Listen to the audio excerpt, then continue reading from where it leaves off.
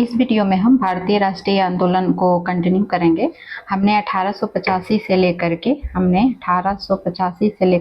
1905 तक जो भी राष्ट्रीय आंदोलन के दौरान जो भी गतिविधियां हुई हैं उन सारों को जो है कवर कर लिया है। अभी हम इस वीडियो में 1906 जो कि कलकत्ता का अधिवेशन है वहां से लेकर के और 1917 में जो मॉन्टेग्यू घोषणा है वहां तक कवर करेंगे। और इन सारे टॉपिक को पढ़ने के बाद जो है बीपीएससी के द्वारा अभी तक जो भी क्वेश्चन पूछा गया है, चाहे वो 71वीं बीपीएससी हो, 70वीं बीपीएससी हो या फिर 70वीं बीपीएससी का ही री एग्जाम हुआ था, उन सारे एग्जाम में पूछे गए क्वेश्चन को हम सॉल्व करेंगे जो कि इस टॉपिक से रिलेटेड होगा, जिससे कि हम टॉपिक भी पढ़ लेंगे और टॉपिक को पढ़ने के बाद जो है हमारा वो टॉपिक एमसीक्यू सॉल्व करने के बाद टॉपिक जो है कंप्लीट हो जाएगा। तो चलिए हम स्टार्ट करते हैं। पहले टॉपिक पढ़ेंगे, उसके बाद जो है हम एमसीक्यू को सॉल्व करेंगे और वो भी बीपीएससी के द्वारा जो पूछा हुआ है वही एमसीक्यू सॉल्व करेंगे। और बीपीएससी चाहे वो कंबाइंड बीपीएससी का परीक्षा हो, सीडीपीओ की परीक्षा हो या फिर बीपीएससी टीचर की परीक्षा हो, सारे परीक्षाओं में पूछे गए क्वेश्चन को ये घटना चक्र चूंकि समाहित करता है तो उन सारे एमसीक्यू को सॉल्व करेंगे, लेकिन रिलेटेड टॉपिक का ही एमसीक्यू होगा। ये ओवरऑल नहीं है, रिलेटेड टॉपिक का ही एमसीक्यू को हम सॉल्व करेंगे। तो कलकत्ता अधिवेशन 1906 से हमें पढ़ना है। तो कांग्रेस का प्रतिवर्ष 1885 में जब कांग्रेस की स्थापना, भारतीय राष्ट्रीय कांग्रेस की स्थापना होती है, तो उस स्थापना के बाद जो है हर साल कांग्रेस का वार्षिक अधिवेशन होता है। तो जो 1906 में अधिवेशन होता है, 1906 में ये अधिवेशन कलकत्ता में आयोजित होता है और 1906 में कलकत्ता में आयोजित कांग्रेस के अधिवेशन में अध्यक्ष पद को लेकर के उदारवादी और उग्रवादियों के बीच विवाद हो जाता है। क्योंकि जब भी वार्षिक अधिवेशन होता था तो उस अधिवेशन में जो है एक अध्यक्ष चुना जाता था।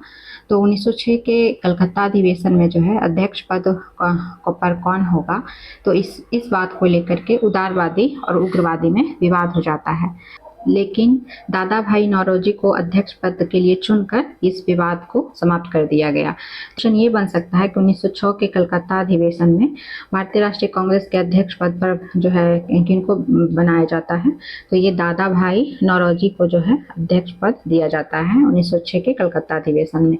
और इसी कलकत्ता अधिवेशन में जो है कलकत्ता किसी कांग्रेस अधिवेशन में उग्रवादियों के द्वारा, चूंकि अब 1906 तक आते आते उदारवादी और उग्रवादी दो गुट बट जाते हैं, तो उग्रवादियों के द्वारा जो है स्वदेशी बहिष्कार, राष्ट्रीय शिक्षा और स्वशासन से जुड़े 4 प्रस्ताव जो है पास करवा लिए जाते हैं। तो ये क्वेश्चन बीपीएससी के द्वारा पूछा जा चुका है कि कौन सा ऐसा कांग्रेस का अधिवेशन है जिसमें स्वदेशी बहिष्कार, राष्ट्रीय शिक्षा और स्वशासन का प्रस्ताव पास किया जाता है। तो कलकत्ता का जो है कांग्रेस अधिवेशन में ये पास किया जाता है 1906 के अधिवेशन में। और राष्ट्रीय कांग्रेस के इस कलकत्ता अधिवेशन में 1906 में दादा भाई नौरोजी ने पहली बार स्वराज शब्द का उल्लेख किया है। तो ये भी इम्पोर्टेंट है कि दादा भाई नौरोजी के द्वारा स्वराज शब्द का प्रयोग सबसे पहले बार कब किया गया था, तो ये कलकत्ता अधिवेशन 1906 के अधिवेशन में ही किया गया है। नेक्स्ट है सूरत अधिवेशन जो कि 1907 में होता है और इस अधिवेशन की एक महत्वपूर्ण घटना है कि इसमें कांग्रेस का विघटन स्टार्ट हो जाता है, जो कि 1905 से ही उदारवादी और उग्रवादियों के बीच जो विवाद चल रहा था, अंततः करके 1907 में कांग्रेस का विघटन हो जाता है उदारवादी और उग्रवादी खेमे में। तो इसलिए इम्पोर्टेंट है 1907 का अधिवेशन। 1907 में सूरत में आयोजित कांग्रेस के वार्षिक अधिवेशन में उदारवादियों और उग्रवादियों में अध्यक्ष के पद को लेकर यहाँ भी जो है विवाद होता है। हालांकि ये विवाद 1905 में वाराणसी के कांग्रेस अधिवेशन से ही शुरू हो गया था, जो कि 1906 में भी देखने को मिला, लेकिन 1906 में दादा भाई नौरोजी को जब बना दिया जाता है तो वहाँ विवाद समाप्त हो जाता है। लेकिन 1907 में भी जो है ये विवाद कंटिन्यू रहता है और कांग्रेस के अध्यक्ष पद को लेकर यहाँ भी विवाद हो जाता है। उग्रपंथी या उग्रवादी जहां जो है लाला लाजपत राय को कांग्रेस के सूरत अधिवेशन का अध्यक्ष बनाना चाहते थे, वहीं उदारवादी जो है रास बिहारी घोष को कांग्रेस के सूरत अधिवेशन का अध्यक्ष बनाना चाहते थे। तो उग्रवादियों के द्वारा जो है लाला लाजपत राय को कांग्रेस अध्यक्ष बनाने की चाहत थी, वहीं उदारवादियों के द्वारा रास बिहारी घोष को। लेकिन अंततः होता क्या है कि रासबिहारी घोष जो है अध्यक्ष बनने में सफल हुए। और सूरत का कांग्रेस अधिवेशन होता कब है, तो 26 दिसंबर 1907 को ताप्ती नदी के किनारे यानी कि सूरत में होता है। और इसी अधिवेशन में इसी सूरत अधिवेशन में उदारवादी और उग्रवादी दो खेमे जो है बट जाते हैं। तो ये क्वेश्चन बार बार पूछता है कि किस अधिवेशन उदारवादी और उग्रवादियों के बीच जो है विभाजन होता है। तो ये सूरत अधिवेशन 1907 के अधिवेशन में। और आप ये भी याद रखेंगे कि उदारवादी किसको अध्यक्ष बनाना चाहते थे और उग्रवादी किसको अध्यक्ष बनाना चाहते थे। तो उदारवादी अध्यक्ष बनाना चाहते थे जो है रासबिहारी घोष को, वहीं उग्रवादी जो है लाला लाजपत राय को। और अंततः कौन अध्यक्ष बनते हैं, तो रासबिहारी घोष बनते हैं 1907 के सूरत अधिवेशन के अध्यक्ष। और इसी सम्मेलन में उग्रवादियों द्वारा 1906 में जो पास करवाए गए 4 प्रस्ताव थे, स्वदेशी, बहिष्कार, राष्ट्रीय शिक्षा और स्वशासन के प्रयोग को लेकर और विवाद गहरा हो जाता है। और अंततः दोनों पक्षों में खुले संघर्ष के बाद कांग्रेस में पहला विभाजन हो गया। तो इस तरह से कांग्रेस का पहला विभाजन उदारवादी और उग्रवादियों के बीच कब होता है, तो 1907 के सूरत अधिवेशन में। किस मैटर को लेकर होता है, एक तो अध्यक्ष पद को लेकर विवाद होता है, दूसरा मैटर होता है कि स्वदेशी बहिष्कार और राष्ट्रीय शिक्षा और स्वशासन, इसका प्रयोग जो है, जहां उदारवादी जहां स्वदेशी बहिष्कार राष्ट्रीय शिक्षा को सीमित रखना चाहते थे, वहीं जो है उग्रवादी इसका विस्तार जो है पूरे भारत में करना चाहते थे। तो इसके विस्तार को लेकर के, स्वदेशी बहिष्कार राष्ट्रीय शिक्षा स्वशासन को लेकर के, इसके विस्तार को लेकर के उदारवादी उग्रवादियों में जो है विवाद हो जाता है। और ये इस तरह से कांग्रेस का पहला विभाजन हो जाता है। अप्रैल 1908 में इलाहाबाद में आयोजित कांग्रेस के वार्षिक अधिवेशन में कांग्रेस का एक नया संविधान और बैठकों को आयोजित करने के लिए एक नया नियमावली तैयार की गई। और नवीन संविधान के प्रावधानों के बाद उग्रवादियों का अगले 9 वर्ष तक कांग्रेस में प्रवेश जो है प्रतिबंध हो गया। तो 1908 में इलाहाबाद में जो अधिवेशन हो रहा है कांग्रेस का, वहां पर कांग्रेस का एक नया संविधान बना। उस संविधान के अकॉर्डिंग एक नया नियमावली तैयार की गई। उसी नियमावली के तहत जो है उग्रवादियों को अगले 9 साल के लिए यहाँ जो है कांग्रेस में प्रवेश प्रतिबंधित कर दिया गया। तो इस तरह से 1908 में जो नियमावली बनती है, तो इसमें कांग्रेस उग्रवादियों का प्रवेश जब प्रतिबंधित हो जाता है, तो 1916 तक जाते जाते जब कांग्रेस का लखनऊ अधिवेशन होता है, तो वहां पर उदारवादी उग्रवादी खेमे में जो है फिर एकता आती है। फिर जाकर के डायरेक्ट जो है लखनऊ अधिवेशन में दोनों एक होते हैं। फिर मुस्लिम लीग की स्थापना वाला टॉपिक है 1906। बंगाल विभाजन, चूंकि मुस्लिम लीग की स्थापना बंगाल विभाजन से जुड़ा हुआ है, तो बंगाल विभाजन जो किया गया था 1905 में, हमने पढ़ा था कि 1905 में बंगाल विभाजन जो है किया जाता है। तो बंगाल विभाजन हिंदू और मुसलमानों के बीच सांप्रदायिक फूट डालने का सबसे बड़ा कारण बना। बंगाल विभाजन की घोषणा के बाद ही 1 अक्टूबर 1906 को आगा खां के नेतृत्व में मुसलमानों का एक शिष्टमंडल तत्कालीन वायसराय लॉर्ड मिंटो से शिमला में मिला। ये मुस्लिम लीग की स्थापना के पीछे पृष्ठभूमि बताई जा रही है कि कैसे जो है मुस्लिम लीग की स्थापना होती है। तो इसके पीछे पृष्ठभूमि है बंगाल विभाजन। जो बांटो और राज करो की नीति के तहत जो बंगाल विभाजन किया गया था, तो वो कहीं ना कहीं जो है सफल रहा।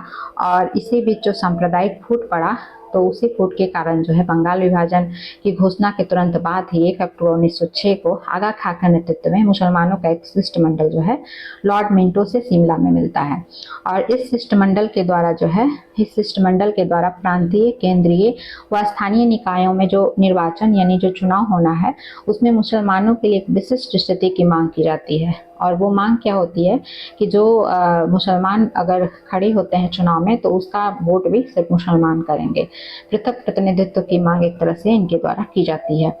इस मांग के जवाब में तत्कालीन वायसराय जो मिंटो है, उसने मुसलमानों को आश्वस्त करते हुए कहा कि उनके राजनीतिक अधिकारों, हितों की भारत में रक्षा की जाएगी।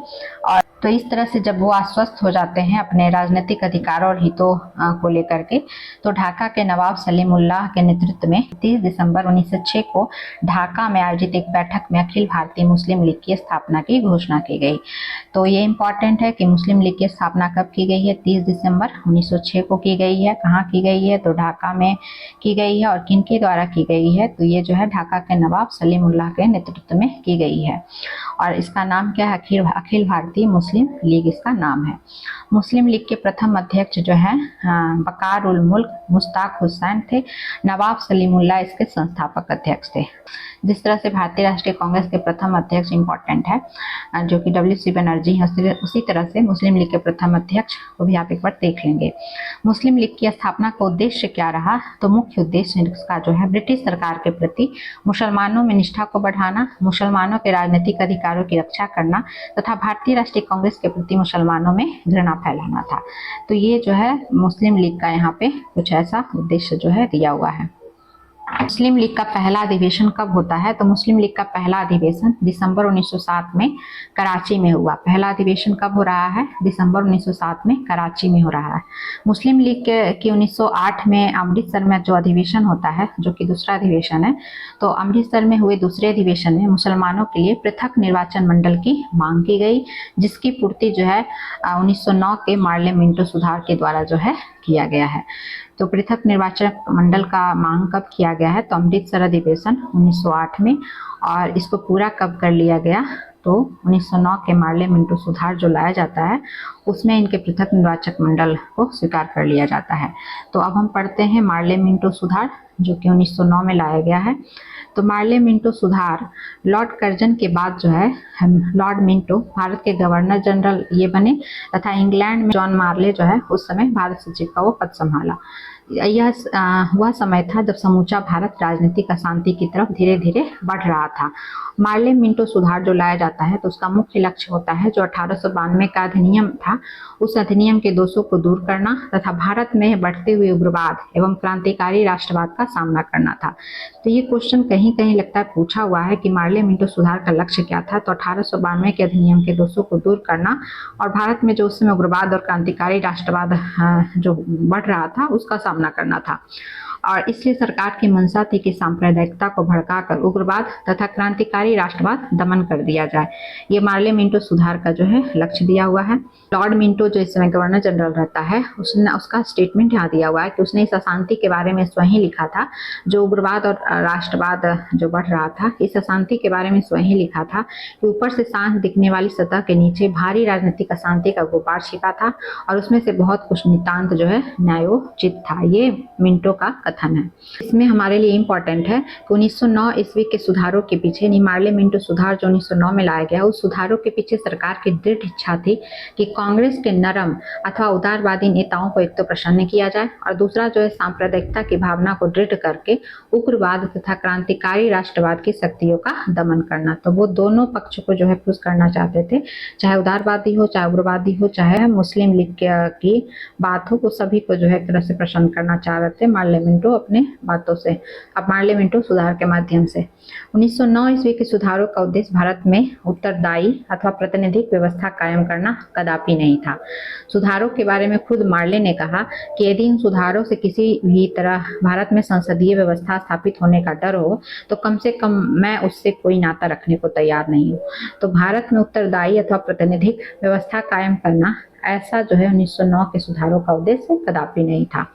मार्ले मिंटो सुधारों का सबसे बुरा पक्ष क्या था, तो पृथक अथवा सांप्रदायिक निर्वाचन पद्धति की सुविधा मुसलमानों को प्रदान करना। मार्ले मिंटो सुधार में बहुत सारा जो है पॉइंट पर रखा जाता है, उसमें पृथक निर्वाचन पद्धति को जो एक्सेप्टेंस दे दिया जाता है वो इसका जो है सबसे बुरा पक्ष हम कह सकते हैं। पृथक निर्वाचन पद्धति क्या था, यदि कोई मुस्लिम जो है किसी निर्वाचन क्षेत्र से खड़े होते हैं तो उसको सिर्फ मुस्लिम ही वोट कर सकते हैं। यही था पृथक निर्वाचन पद्धति, पृथक या फिर सांप्रदायिक निर्वाचन पद्धति। तो इस सुविधा ने यानी पृथक अथवा सांप्रदायिक निर्वाचन सुविधा ने जो है कालांतर में भारत के भावी सार्वजनिक जीवन को विषाक्त कर दिया। वाइसरॉय मिंटो ने लिखा था कि याद रखना कि पृथक निर्वाचन क्षेत्र बनाकर हम ऐसे घातक विष के बीज बो रहे हैं जिसकी फसल बड़ी कड़वी होगी। तो ये स्टेटमेंट शायद CTPO में पूछा हुआ है। फिर हम दिल्ली दरबार को पढ़ते हैं। दिल्ली दरबार जो कि 1911 में हुआ है। दिल्ली दरबार दिसंबर 1911 ईस्वी में ब्रिटिश सम्राट जॉर्ज पंचम और महारानी मेरी के भारत आगमन पर उनके स्वागत हेतु दिल्ली में एक दरबार का आयोजन किया गया था। तो दिल्ली दरबार जो है कब हुआ है, दिसंबर 1911 में हुआ है। और उस समय जो है ब्रिटिश सम्राट कौन है, तो जॉर्ज पंचम है। और दिल्ली दरबार में ही 12 दिसंबर 1911 को लॉर्ड हार्डिंग द्वितीय ने सम्राट की ओर से बंगाल विभाजन को रद्द घोषित किया। तो जो बंगाल विभाजन 1905 में किया गया था उसको रद्द कब किया जाता है, तो इसे दिल्ली दरबार में किया जाता है। लॉर्ड हार्डिंग की तरफ से ये बंगाल विभाजन को रद्द करने की घोषणा की जाती है। साथ ही जो है कलकत्ता की जगह दिल्ली को भारत की नई राजधानी बनाने की अनुमति प्रदान की गई। तो दिल्ली दरबार में दो बातें हो रही हैं, एक तो बंगाल विभाजन को रद्द किया गया है, दूसरा जो है कलकत्ता की जगह दिल्ली को भारत की राजधानी बनाने की जो है अनुमति प्रदान की गई है। तो दोनों फैक्ट एग्जाम में पूछा हुआ है। बंगाल विभाजन की घोषणा, हाँ, और ये जो बंगाल विभाजन को रद्द किया गया है, तो यहाँ पर दिया हुआ है कि बंगाल विभाजन की घोषणा किस समिति की सिफारिश पर किया गया था। अरुंडेल समिति की सिफारिश के आधार पर जो है बंगाल विभाजन किया गया था, जो कि 1905 में किया गया था और ये प्रभावी हुआ था 16 अक्टूबर 1905 को बंगाल विभाजन प्रभावी हुआ था। रद्द कब किया जा रहा है, तो ये दिल्ली दरबार में 12 दिसंबर 1911 को जो है रद्द किया जा रहा है लॉर्ड हार्डिंग की घोषणा के बाद। 1 अप्रैल 1912 को दिल्ली को कलकत्ता की जगह भारत की नई राजधानी बनाया गया। तो हार्डिंग की घोषणा के बाद जो है दिल्ली को राजधानी बनाया जा रहा है कलकत्ता की जगह। और बंगाल विभाजन के रद्द होने के बाद उड़ीसा और बिहार को बंगाल से अलग कर दिया गया और असम को पुनः 1874 की स्थिति में लाया गया। अब असम में सिलहट भी शामिल था। अब हार्डिंग बम कांड है, तो हार्डिंग बम कांड कब का है, 1912 ईस्वी का ही है। 23 दिसंबर 1912 को कलकत्ता से दिल्ली के लिए राजधानी हस्तांतरण का दिन तय किया गया। जिस समय वायसराय हार्डिंग अपने परिवार तथा ब्रिटेन के शाही राजवंश के साथ एक लंबे जुलूस में समारोह पूर्वक दिल्ली में प्रवेश कर रहे थे, उसी समय उन पर बम फेंका गया जिसमें हार्डिंग घायल हो गए। इस केस में दीनानाथ सरकारी गवाह थे। तो अभी हमने पढ़ा कि जो दिल्ली दरबार हुआ उसमें कलकत्ता की जगह दिल्ली को राजधानी बनाने के लिए घोषणा की गई। तो जिस दिन इसका हस्तांतरण तय था कि अब दिल्ली उस दिन राजधानी बनेगी 23 दिसंबर 1912 को, तो उस दिन जो है कि ये घटना है, उसी दिन की घटना जो है ये हार्डिंग बम कांड के नाम से फेमस है। और इसमें आप एक पॉइंट याद रखेंगे कि रास बिहारी बोस और सचिंद्र नाथ सान्याल भी हार्डिंग बम कांड में शामिल थे और इसको दिल्ली लाहौर कॉन्स्पिरेंसी के नाम से भी जाना जाता है, हार्डिंग बम कांड को जाना जाता है। और इस केस में सरकारी गवाह कौन बने थे, तो दीनानाथ जो है सरकारी गवाह बने थे। प्रथम विश्व युद्ध से रिलेटेड हम एक दो पॉइंट को बस पढ़ेंगे कि प्रथम विश्व युद्ध इसलिए इम्पोर्टेंट है क्योंकि जो भी राष्ट्रीय आंदोलन के समय कुछ घटनाएं हुई हैं उसमें प्रथम विश्व युद्ध की घटना अभी मायने रखती है। तो एक समझ के लिए बस हम इसको पढ़ेंगे। 4 अगस्त 1914 को शुरू हुए प्रथम विश्व युद्ध में एक तरफ जर्मनी, ऑस्ट्रिया, इटली और टर्की था, तो दूसरी ओर फ्रांस, रूस और इंग्लैंड था। तो 4 अगस्त 1914 को हो रहा है प्रथम विश्व युद्ध स्टार्ट। इसमें दो गुट जो है दो महाशक्तियों के बीच में, यूरोप के दो महाशक्तियों के बीच में जो है युद्ध होता है। तो एक गुट में कौन था, जर्मनी, ऑस्ट्रिया, इटली और टर्की, वहीं दूसरी ओर फ्रांस, रूस और इंग्लैंड था। तो जब प्रथम विश्व युद्ध होता है तो उसका समर्थन तत्कालीन भारत की राजनीतिक पार्टियां करती हैं, जैसे भारतीय राष्ट्रीय कांग्रेस, मुस्लिम लीग और जो भी जो नेशनलिस्ट थे या फिर राज्य रजवाड़ों, इन सब के द्वारा जो है प्रथम विश्व युद्ध का समर्थन किया जाता है। तो वहीं उदारवादी नेताओं ने इस आशा से ब्रिटिश सरकार के प्रति निष्ठावान और ब्रिटिश युद्ध प्रयासों का समर्थन किया कि उनके सहयोग के बदले में उनको स्वराज या स्वशासन की मांगों को पूरा कर दिया जाएगा, लेकिन ऐसा होता नहीं है वास्तविकता में। वहीं राष्ट्रवादी नेता बाल गंगाधर तिलक और गांधी जी ने युद्ध के दिनों में सरकार की सहायता हेतु धन और सेना के लिए सिपाही की व्यवस्था हेतु गांवों का भी दौरा किया था। तो राष्ट्रीय आंदोलन का ये भाग है कि हमें समझने में मदद मिलेगा कि प्रथम विश्व युद्ध राष्ट्रीय आंदोलन जो है किस तरह से जुड़ा हुआ है। तो सपोर्ट इसलिए प्रथम विश्व युद्ध का किया गया राष्ट्रवादियों के द्वारा ताकि उनको स्वराज या सुशासन की मांग को पूरा कर दिया जाएगा। वहीं जो है हार्डिंग जो तत्कालीन वायसराय थे उसकी बुद्धिमत्ता एवं सहानुभूति रवैये के कारण प्रथम विश्व युद्ध में ब्रिटेन को भारत का पूर्ण समर्थन मिला। लेकिन जब प्रथम विश्व युद्ध में ब्रिटिश सरकार द्वारा जो टर्की के विरुद्ध युद्ध की घोषणा कर दी गई, तब मुस्लिम लीग है उसका जो है ब्रिटिश सरकार के प्रति मोह भंग हो गया। इस तरह से मुस्लिम लीग का मोह भंग हो गया और जो मुस्लिम लीग है कांग्रेसी नेताओं के अधिक वो नजदीक आने का प्रयास करने लगी। हकीम अजमल खां, मोहम्मद अली, हसन इमाम जैसे एहरार आंदोलन से जुड़े नेताओं ने मुसलमानों को अब सरकार की चटुकारिता बंद करने को कहा। जो अब तक जो मुसलमान थे वो ब्रिटिश सरकार के प्रति अपने समर्थन को हमेशा रखते थे, तो वो अब जो है ब्रिटिश सरकार से दूर होने को कहने लगे और उन्होंने आह्वान किया कि वे राष्ट्रीय आंदोलन का अब वो हिस्सा बन जाए, जिस तरह से भारत भारतीय राष्ट्रीय कांग्रेस और अन्य जो है उदारवादी उग्रवादी नेता जो है अपने राष्ट्रीय आंदोलन को कंटिन्यू कर रहे थे। नेक्स्ट है कामागाटा मारू प्रकरण। तो ये कब घटित हुआ है? 1914 में घटित हुआ है। कामागाटा मारू प्रकरण है क्या? तो ये सबसे पहले कनाडा में हुआ है। कनाडा में भारतीयों के प्रवेश से संबंधित ये विवाद था। इस प्रकरण का विवरण जो है सेडिशन कमेटी के रिपोर्ट और जेम्स कैंपबेल की पुस्तक भारत में राजनीतिक व्याधि में मिलता है। तो सेडिशन कमेटी की रिपोर्ट इंपॉर्टेंट है, जो है उसमें जो है कामागाटा मारू प्रकरण का जिक्र मिलता है। कनाडा जो है, कनाडा के द्वारा कनाडा सरकार ने ऐसे भारतीयों को अपने यहाँ प्रवेश वर्जित कर दिया जो सीधे भारत से नहीं आते थे। कनाडा सरकार का यह कानून इसलिए भी अधिक कठोर माना गया क्योंकि उन दिनों ऐसा कोई रास्ता नहीं था जिससे भारतीय सीधे कनाडा पहुंच सके। तो हुआ यूं कि नवंबर 1913 ईस्वी में कनाडा की सर्वोच्च अदालत ने ऐसे 35 भारतीयों को कनाडा में प्रवेश की अनुमति प्रदान कर दी जो सीधे भारत से कनाडा नहीं आए थे। और ये 35 भारतीयों के कनाडा में प्रवेश मिलने से उत्साहित सिंगापुर के एक भारतीय मूल के व्यापारी गुरुदत्त सिंह ने कामागाटा मारू नामक एक जहाज को किराए पर लेकर दक्षिण पूर्वी एशिया के करीब 376 यात्रियों को बैठाकर कनाडा के वैंकूवर की ओर प्रस्थान किया। और कामागाटा मारू जहाज का नाम ये था। तो कामागाटा मारू जहाज के वैंकूवर पहुंचने से पूर्व भी कनाडा सरकार ने पुनः प्रवेश पर प्रतिबंध लगा दिया और वैंकूवर तट पर पहुंचे यात्री पुलिस की घेराबंदी के कारण जहाज से नीचे नहीं उतर सके। यात्रियों के अधिकार की लड़ाई लड़ने हेतु हुसैन रहीम, बलवंत सिंह, मोहनलाल पाठक की अगुवाई में शोर कमेटी तटीय समिति का गठन हुआ, जिन्होंने चंदा एकत्र कर यात्रियों के लिए कानूनी लड़ाई लड़ने की योजना बनाई। अमेरिका में जो रह रहे भारतीय जो थे भगवान सिंह, बरकतुल्ला रायचंद्र और सोहन सिंह भकना ने यात्रियों के समर्थन में आंदोलन चलाया।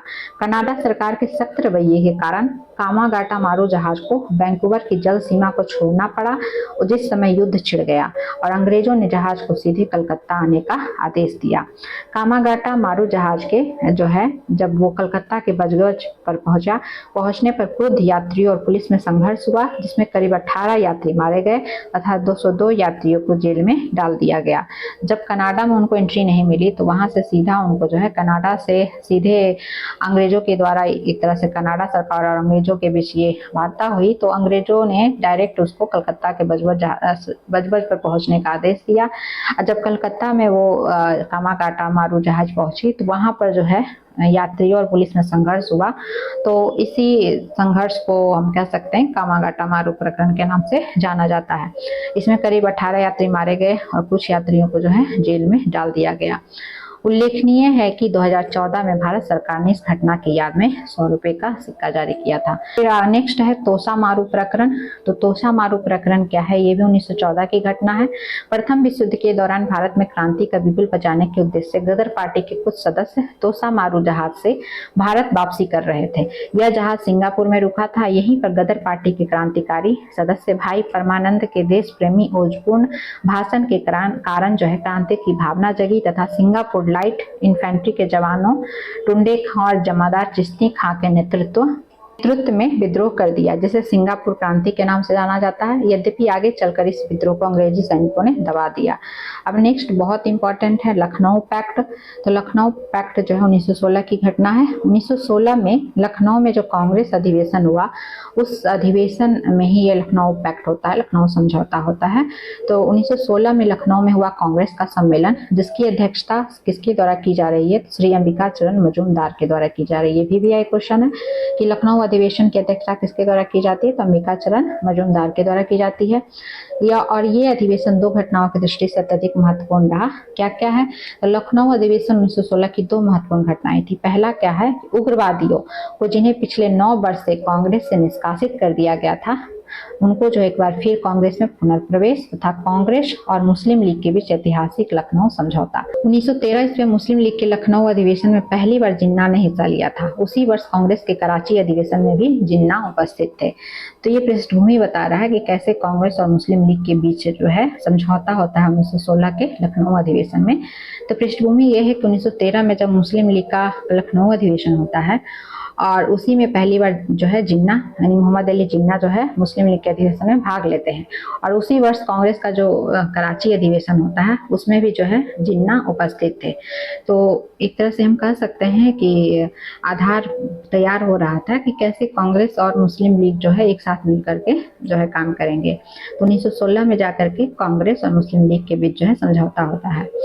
फिर है कि 1916 में लखनऊ में कांग्रेस और लीग के अधिवेशन एक साथ हुए। 16 में लखनऊ में कांग्रेस और लीग के अधिवेशन एक साथ हुए। कांग्रेस के अधिवेशन की अध्यक्षता जो है अंबिका चरण जहां मजूमदार के द्वारा की जाती है, वहीं मुस्लिम लीग के अधिवेशन की अध्यक्षता मोहम्मद अली जिन्ना के द्वारा की जाती है। ये भी आई है। दोनों अधिवेशन के अध्यक्ष का नाम आप याद रखेंगे। लीग और कांग्रेस के द्वारा नियुक्त समितियों ने मिलकर एक संयुक्त योजना बनाई जो 1916 के कांग्रेस के लखनऊ अधिवेशन में उत्साह के साथ स्वीकार की गई। यही योजना कांग्रेस लीग योजना या लखनऊ पैक्ट के नाम से जानी जाती है। लखनऊ समझौते के द्वारा जो है कांग्रेस ने पहली बार मुसलमानों के पृथक निर्वाचक मंडल की बात औपचारिक रूप से स्वीकार कर लिया, जो कालांतर में उनकी एक बड़ी भूल सिद्ध हुई। वहीं लखनऊ समझौते के अंतर्गत तैयार 19 सूत्री ज्ञापन पत्र में ब्रिटिश सरकार से भारत को अविलंब स्वशासन प्रदान करने, प्रांतीय विधान परिषदों और गवर्नर जनरल की विधान परिषद का विस्तार करने तथा इनमें अल्पसंख्यकों को उनकी जनसंख्या से अधिक निर्वाचित सदस्यों को प्रतिनिधित्व देने की मांग की गई थी।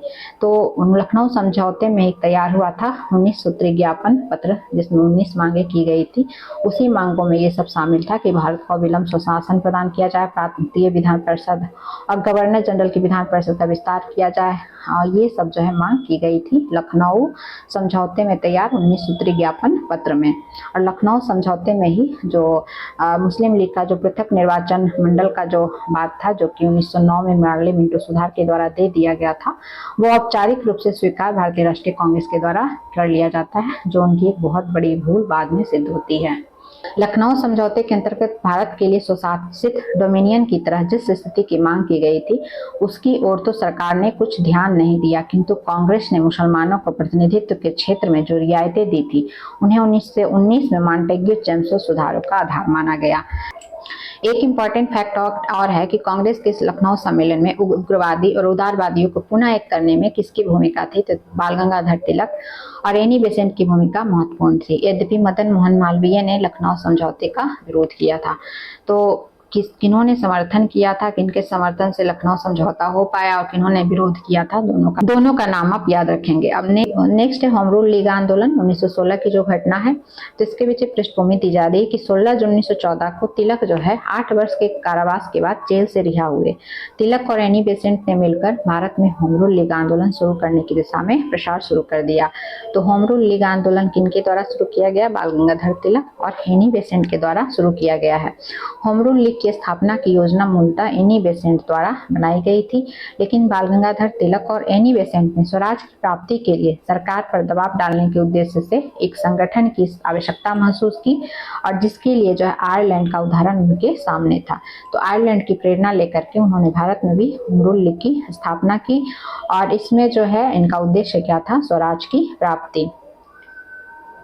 और इस होम रूल लीग की स्थापना जो है बाल गंगाधर तिलक द्वारा 28 अप्रैल 1916 को बेलगांव, जो कि पूना में है, होम रूल लीग की स्थापना की गई। वहीं तिलक के 5 महीने बाद जो है, यानी बाल गंगाधर तिलक द्वारा होम रूल लीग की स्थापना पहले की जा रही है 28 अप्रैल 1916 को पूना में। वहीं एनी बेसेंट के द्वारा बाद में सितंबर 1916 में होम रूल लीग की स्थापना शेष भारत में की जाती है। जहां बाल गंगाधर तिलक के होम रूल लीग का कार्य क्षेत्र कर्नाटक, महाराष्ट्र, हालांकि बम्बई को छोड़कर मध्य प्रांत बरार था, वहीं शेष भारत एनी बेसेंट का कार्य क्षेत्र था होम रूल लीग का। तो ये क्वेश्चन जो है पूछता है कि होम रूल लीग का क्षेत्र जो है तिलक का कहाँ था और एनी बेसेंट का कहाँ था। बाल गंगाधर तिलक के होम रूल लीग के प्रथम अध्यक्ष जोसेफ बिस्टा थे। वहीं लीग की सर्वाधिक शाखाएं कहाँ थी? मद्रास में थी। लेकिन होम रूल लीग की सक्रियता सर्वाधिक कहाँ थी? तो बम्बई, उत्तर प्रदेश के कुछ हिस्से तथा गुजरात के ग्रामीण क्षेत्रों में थी। एनी बेसेंट ने अपने पत्र कॉमनवेल्थ, तो इनका ये पत्र है समाचार पत्र कॉमनवेल्थ और न्यू इंडिया, बार बार पूछता है कॉमनवेल्थ न्यू इंडिया किसका है? तो एनी बेसेंट का है, द्वारा तथा बाल गंगाधर तिलक ने मराठा एवं केसरी के माध्यम से होम रूल लीग के कार्यक्रमों का प्रचार प्रसार गिरफ्तार किया। तो ये भी आई है, बार बार पूछता है कि मराठा और केसरी किसका है, बाल गंगाधर तिलक का है। कॉमनवेल्थ और न्यू इंडिया किसका है, एनी बेसेंट का है। एनी बेसेंट ने जॉर्ज अरुंडेल को होम रूल लीग संगठन का सचिव बनाया तथा मद्रास के अडयार में लीग का मुख्यालय स्थापित किया। वहीं एनी बेसेंट के सहयोगियों में बीपी बाडिया जो कि मजदूर नेता थे तथा सीपी रामास्वामी अय्यर भी शामिल थे। लीग को अखिल भारतीय स्वरूप एनी बेसेंट ने प्रदान किया था और 1917 ईस्वी में बेसेंट की लीग के सदस्यों की संख्या 27,000 थी। यही इसके जो है एक तरह से विस्तारीकरण को दिखाता है। जवाहरलाल नेहरू, बी चक्रवर्ती, जे बनर्जी, मोहम्मद अली जिन्ना जैसे नेताओं ने भी एनी बेसेंट के लीग की सदस्यता ग्रहण की थी। तो जवाहरलाल नेहरू का नाम और मोहम्मद अली जिन्ना का नाम आप याद रखेंगे। ये एनी बेसेंट के लीग की सदस्यता इन्होंने ग्रहण की थी। लीग के यानी होम रूल लीग की गतिविधियों का उद्देश्य क्या था, ब्रिटिश साम्राज्य के अधीन रहते हुए संवैधानिक तरीकों से स्वशासन प्राप्त करना। तो ये लाइन आप याद रखेंगे, कंसेप्चुअल एमसीक्यू को सॉल्व करने में आपको हेल्प करेगा। कि होम रूल लीग का उद्देश्य क्या था कि ब्रिटिश साम्राज्य के अधीन हम रहते हुए संवैधानिक तरीकों से स्वशासन को प्राप्त करेंगे। यानी यही वह आंदोलन था जब तिलक ने अपना प्रसिद्ध नारा दिया था, स्वराज्य हमारा जन्म सिद्ध अधिकार है और हम उसे लेकर रहेंगे। तो बाल गंगाधर तिलक का ये फेमस जो है नारा है कि स्वराज्य हमारा जन्म सिद्ध अधिकार है, हम इसे लेकर रहेंगे। ये तिलक ने कब दिया था, तो होम रूल लीग आंदोलन के समय बाल गंगाधर तिलक के द्वारा दिया गया था। गोपाल कृष्ण गोखले द्वारा स्थापित जो संस्था थी सर्वेंट्स ऑफ इंडिया सोसाइटी, जो कि 1905 में स्थापित की गई थी, इसके सदस्यों के बीच जो में होम रूल लीग में प्रवेश की अनुमति नहीं थी, परंतु ये जनता के बीच भाषण देकर पर्चा बांटकर होम रूल लीग का समर्थन कर सकते थे। तो ये उससे रिलेटेड पॉइंट है, तो इसलिए यहाँ पर दे दिया गया है। होम रूल लीग आंदोलन के बढ़ रहे प्रभाव से चिंतित सरकार ने जून 1917 में Annie Besant, George Arundale, BP Wadia को गिरफ्तार कर लिया। तो इस गिरफ्तारी के विरोध में सर एस सुब्रमण्यम अय्यर ने अपनी नाइट की उपाधि जो है वापस कर दी थी। तो ये इंपॉर्टेंट है कि किसके द्वारा नाइट की उपाधि वापस कर दी गई थी गिरफ्तारी के विरोध में, एनी बेसेंट अरुंडेल की गिरफ्तारी के विरोध में। तो सर एस सुब्रमण्यम अय्यर के द्वारा जो है नाइट की उपाधि वापस कर दी जाती है। इस तरह हम देखें तो होम रूल लीग आंदोलन की उपलब्धि दूरगामी प्रभाव वाली थी। कांग्रेस में लीग ने एक नई स्फूर्ति का जो है संचार कर दिया था तथा ब्रिटिश सरकार को एक नवीन नीति के निर्धारण के लिए विवश किया, जो बाद में चलकर मॉन्टेग्यू घोषणा जो 1917 में उसके रूप में सामने आया। जो उन्होंने बातें अपनी मनमाने की कोशिश की वही मॉन्टेग्यू घोषणा में देखने को मिलता है। होम रूल लीग के प्रभाव से कांग्रेस में फिर उग्रवादियों का वर्चस्व हो गया और 1917 ईस्वी में श्रीमती एनी बेसेंट कांग्रेस की अध्यक्षता बनी।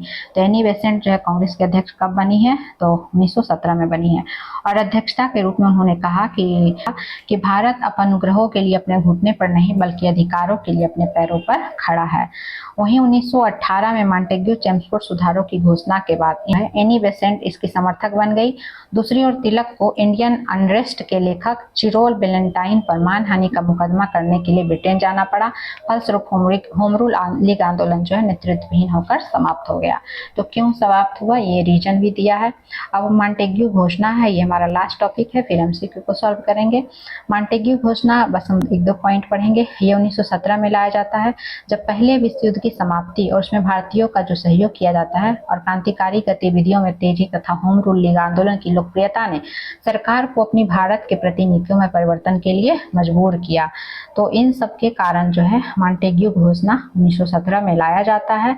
कारण यहाँ पर दे दिया गया, क्यों लाया गया। मॉन्टेग्यू घोषणा का निष्कर्ष हम देखें तो भारत में इसका उद्देश्य उत्तरदायी सरकार की स्थापना थी। इसका जो है लास्ट वाला पॉइंट इंपॉर्टेंट है, हम उसको पढ़ लेते हैं कि मॉन्टेग्यू घोषणा जो लाया जाता है, मॉन्टेग्यू चेम्सफोर्ड सुधारों, ये भारत सरकार अधिनियम 1919 का जो है ये आधार बनी। मॉन्टेग्यू घोषणा 1917 का है और मॉन्टेग्यू चेम्सफोर्ड सुधार जो है 1919 का है। तो मॉन्टेग्यू घोषणा जो है आधार बनती है मॉन्टेग्यू चेम्सफोर्ड सुधार का, जो कि भारत सरकार अधिनियम 1919 के रूप में जाना जाता है। मॉन्टेग्यू घोषणा को जो है उदारवादियों ने भारत के मैग्ना कार्टा की जो है संज्ञा दी है मॉन्टेग्यू घोषणा। तो आप मॉन्टेग्यू घोषणा और मॉन्टेग्यू चेम्सफोर्ड सुधार दोनों में अंतर रखेंगे। मॉन्टेग्यू घोषणा और मॉन्टेग्यू चेम्सफोर्ड रिपोर्ट के आधार पर निर्मित भारत सरकार अधिनियम 1919 को मॉन्टेग्यू ने संसद द्वारा निर्मित सरकार भारत के जनप्रतिनिधियों के बीच सेतु की संज्ञा दी थी। वहीं लोकमान्य तिलक ने 1919 के सुधारों को यानी मॉन्टेग्यू चेम्सफोर्ड सुधार को जो है असंतोषप्रद और निराशाजनक बिना सूरज का सवेरा बताया था। तो ये निगेटिव स्टेटमेंट बाल गंगाधर तिलक ने दिया था मॉन्टेग्यू चेम्सफोर्ड सुधार के बारे में। वहीं 1919 के कांग्रेस के अमृतसर अधिवेशन में कांग्रेस ने इन सुधारों को यानी मॉन्टेग्यू चैम्सफोर्ड सुधारों को अपर्याप्त, असंतोषजनक तथा निराशाजनक बताया। वहीं 1919 के सुधारों को लेकर कांग्रेस में उत्पन्न मतभेद के कारण कांग्रेस में फिर जो है द्वितीय विभाजन हो जाता है। पहला विभाजन 1960 में होता है, दूसरा विभाजन 1919 में हो जाता है कांग्रेस में उत्पन्न मतभेद के कारण। वहीं 1918 में जो है सुरेंद्र नाथ बनर्जी के नेतृत्व में कांग्रेस के उदारवादी नेताओं ने मॉन्टेग्यू सुधारों का जहां स्वागत किया तथा कांग्रेस से अलग होकर ये अखिल भारतीय उदारवादी संघ की स्थापना की। तो 1918 में अखिल भारतीय उदारवादी संघ की स्थापना की जा रही है किसके द्वारा? सुरेंद्र नाथ बनर्जी के द्वारा, क्योंकि ये जो है मॉन्टेग्यू सुधारों का क्या कर रहे हैं? स्वागत कर रहे हैं। हालांकि कुछ जो कांग्रेसी नेता हैं वो मॉन्टेग्यू सुधार का विरोध करते हैं, इसलिए दोनों में जो है विभाजन हो जाता है, पुनः दूसरा विभाजन हो जाता है। 1919 के अधिनियम के संवैधानिक सुधार 1921 में जो है लागू किए गए। जो 1919 में मॉन्टेग्यू चैम्सफोर्ड सुधार या भारत शासन अधिनियम जो लाया जाता है उसको 1921 में लागू किया जाता है। और ये 1919 का जो मॉन्टेग्यू चैम्सफोर्ड सुधार है, ये भारत शासन अधिनियम 1919 है, उसकी सर्वाधिक अगर महत्वपूर्ण विशेषता देखें तो प्रांतों में द्वैत शासन प्रणाली डायरकी की व्यवस्था थी। ये बार बार पूछता है कि प्रांतों में द्वैत शासन व्यवस्था किसके द्वारा लागू किया गया? तो 1919 के भारत शासन अधिनियम के द्वारा या फिर मॉन्टेग्यू चैम्सफोर्ड सुधार अधिनियम 1919 के द्वारा। और इसके द्वारा क्या किया गया है? तो प्रांतीय विषय पहली बार आरक्षित और हस्तांतरित विभाजित किए गए। भारतीय विधानमंडल को बजट पास करने संबंधी अधिकार पहली बार दिया गया। साथ ही इसी अधिनियम के द्वारा 1919 के अधिनियम के द्वारा ही जो है पहली बार लोक सेवा आयोग की स्थापना की गई। और साथ ही 1919 के अधिनियम में ही व्यवस्था की कर दी गई कि 10 वर्ष के बाद जो है 1919 के अधिनियम की समीक्षा के लिए वैधानिक आयोग की नियुक्ति की जाएगी, जो बाद में साइमन आयोग का गठन किया जाता है 1927 में। तो क्वेश्चन ये पूछा हुआ है कि साइमन आयोग का गठन क्यों किया गया था? तो 1919 के भारत शासन अधिनियम के समीक्षा के लिए साइमन आयोग का गठन किया गया था। और 1909 में जो पृथक निर्वाचन प्रतिनिधित्व जो दिया गया था, तो उस प्रतिनिधित्व का विस्तार किया जाता है 1919 के भारत शासन अधिनियम के द्वारा। ये विस्तार जो है किया जाता है, सिख गैर ब्राह्मणों को भी इसमें जो है शामिल कर लिया जाता है, यानी सिख, एससी और एसटी जो हैं उनको भी जो है पृथक निर्वाचन का विस्तार कर दिया जाता है इस 1919 के भारत शासन अधिनियम के द्वारा। हमने 1917 के मॉन्टेग्यू घोषणा तक जो है पढ़ लिया है। अब हम जो है एमसीक्यू को सॉल्व कर लेते हैं। पहला क्वेश्चन है, बनारस, कलकत्ता एवं सूरत अधिवेशन से निम्नलिखित में से किस नेता ने 1906 में कलकत्ता कांग्रेस अधिवेशन की अध्यक्षता की थी? तो सबसे पहले हमने यही पढ़ा था कि 1906 में जो कांग्रेस के अधिवेशन में अध्यक्ष पद को लेकर विवाद हो रहा था, तो उस विवाद को खत्म करने के लिए दादा भाई नौरोजी को जो है अध्यक्ष बना दिया जाता है, तो ये विवाद अपने आप खत्म हो जाता है। तो 1906 में कलकत्ता में कांग्रेस अधिवेशन की अध्यक्षता किसके द्वारा की जा रही है? दादा भाई नौरोजी के द्वारा की जा रही है। 44वें बीपीएससी में पूछा हुआ है। और हमने पढ़ा कि इसी अधिवेशन में स्वदेशी बहिष्कार एवं राष्ट्रीय शिक्षा संबंधी प्रस्ताव भी पारित किए जाते हैं। और इसी अधिवेशन में दादा भाई नौरोजी के द्वारा स्वराज शब्द का पहली बार प्रयोग किया जाता है। नेक्स्ट क्वेश्चन है कि 1906 में आयोजित भारतीय राष्ट्रीय कांग्रेस के कलकत्ता अधिवेशन में भारत के लिए स्वराज का झंडा किसके द्वारा फहराया गया था? स्वराज शब्द का सबसे पहली बार प्रयोग जो है कब किया गया था? तो दादा भाई नौरोजी के द्वारा जो है किया गया था 1906 के भारतीय राष्ट्रीय कांग्रेस के कलकत्ता अधिवेशन में स्वराज का पहली बार प्रयोग या स्वराज का झंडा पहली बार जो है फहराया गया था दादा भाई नौरोजी के द्वारा। फिर नेक्स्ट क्वेश्चन है, मुस्लिम लीग का गठन से तो निम्नलिखित में से किसने ऑल इंडिया मुस्लिम लीग की स्थापना की थी?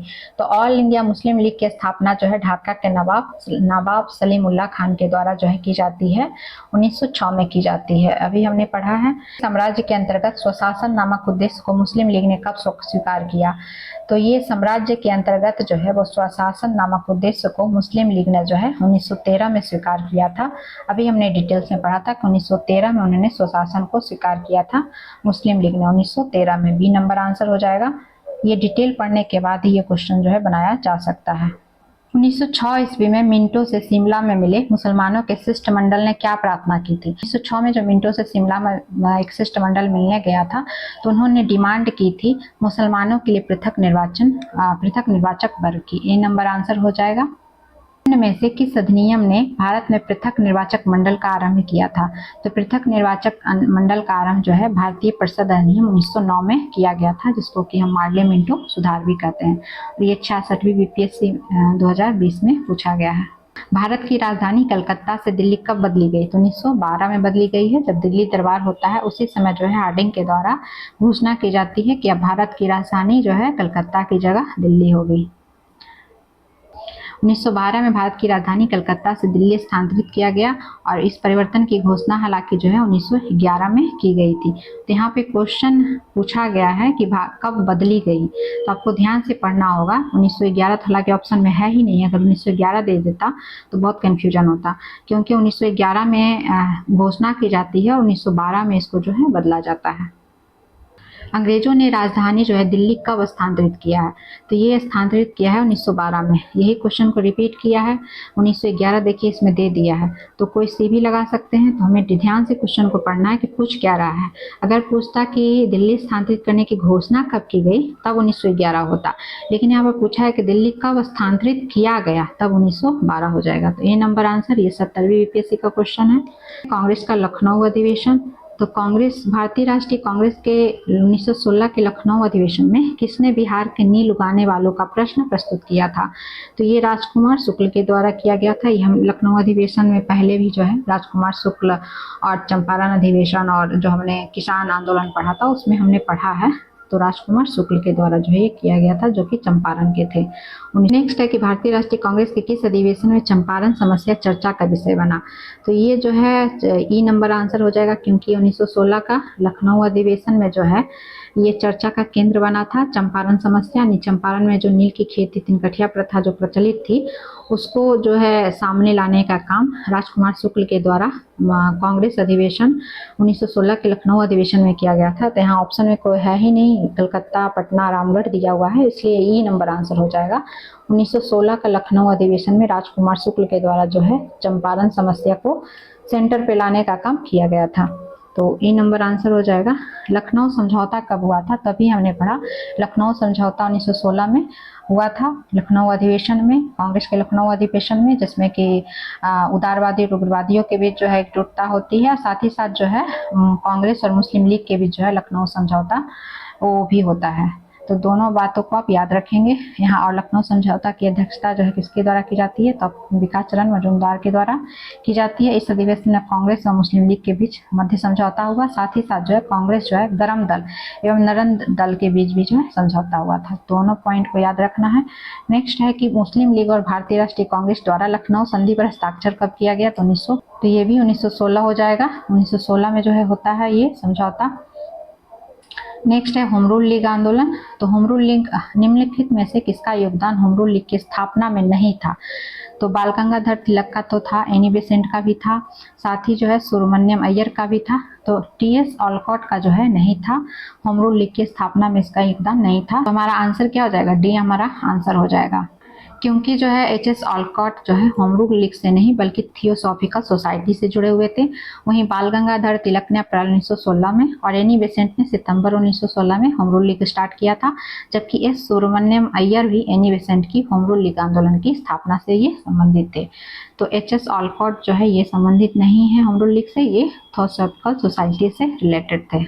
नेक्स्ट है कि किस अधिवेशन में होम रूल समर्थक अपनी राजनीतिक शक्ति का सफलतापूर्वक प्रदर्शन कर सके? तो होम रूल समर्थक जो है अपनी राजनीतिक शक्ति का सफलतापूर्वक प्रदर्शन किस अधिवेशन में कर सके थे? तो ये कांग्रेस का जो लखनऊ अधिवेशन 1916 का होता है, इसमें जो है अपनी ये राजनीतिक शक्ति का सफलतापूर्वक प्रदर्शन कर पाते हैं, जिसके कारण ही वो जो है एनी बेसेंट और बाल गंगाधर तिलक जो है उदारवादी और उग्रवादी खेमे के बीच जो है समझौता कराने में सफल भी होते हैं। तो ए नंबर आंसर हो जाएगा। नेक्स्ट है कि होम रूल आंदोलन भारत के स्वतंत्रता संग्राम के एक नए चरण के आरंभ का द्योतक था। होम रूल आंदोलन भारत के स्वतंत्रता संग्राम में एक नए चरण का द्योतक था, क्योंकि अभी हमने पढ़ा कि इसने जो है जो भी कांग्रेस में एक नई स्फूर्ति का संचार कर दिया था, साथ ही साथ जो है इसने देश के सामने स्वशासन, सेल्फ गवर्नेंट, स्वराज, स्वशासन की एक ठोस योजना सामने रखी थी। इसीलिए इसने जो है स्वतंत्रता संग्राम के एक नए चरण के आरंभ का ये द्योतक था। ए नंबर आंसर हो जाएगा। इस तरह से हमने इस टॉपिक को कंप्लीट कर लिया है। अब हम नेक्स्ट वीडियो में आगे के जो भी भारतीय राष्ट्रीय आंदोलन के टॉपिक है उसको कंटिन्यू करेंगे। फिर मिलते हैं, धन्यवाद।